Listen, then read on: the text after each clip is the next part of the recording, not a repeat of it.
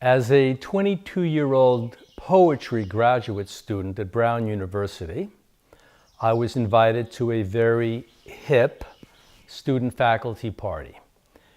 And at that time, at these events, people were either drunk, drinking, or stoned. Some fashion of intoxicated. No one was, let's say, straight. I was a combination of the two. And I walked into the party and I saw my four professors there, four very esteemed literary types, published poets, PhDs, brilliant academicians. They were there holding court.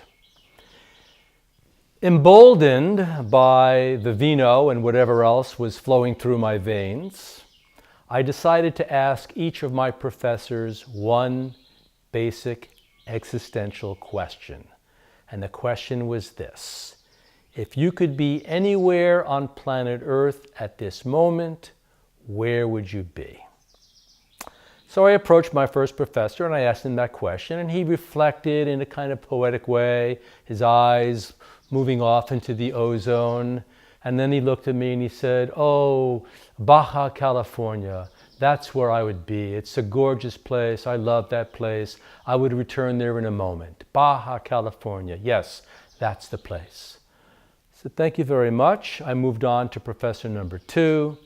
Professor number two fielded my question. To him, it was the Pacific Northwest. There was a place outside of Portland that was dreamy and poetic and nurturing and lovely and inexpensive. That was his favorite place. I listened, I nodded, I moved on to professor number three. Professor number three, him with the hummus stain on his polyester shirt, looked at me and smiled and looked around to see if there were any beautiful co-eds listening. And he told me of a small village outside of Paris, the suburbs outside of Paris, that was just so enlightening and so uplifting. Yes, that's where he would choose to be. I thanked him and moved on to professor number four, who had a place somewhere in the south of Spain.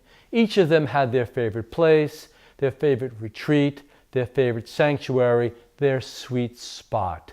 Not a single gentleman in that room told me that the place they wanted to be was that room, that night in Providence, Rhode Island.